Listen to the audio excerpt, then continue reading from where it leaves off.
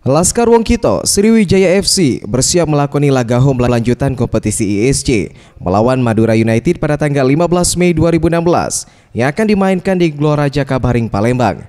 Meskipun laga away melawan Persib Bandung dan Persiba Balikpapan, SFC hanya bermain imbang dengan skor 1-1.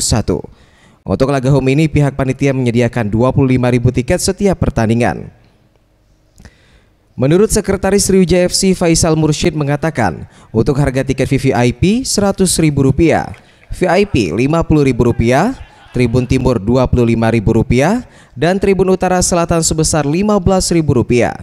Saat ini pihaknya sedang melakukan koordinasi dengan pihak panitia untuk desain tiket yang akan dicetak. Kita belum sampai ke sana, hanya baru persiapan desain tiket, karena desain tiket ini kan dari pihak GTS.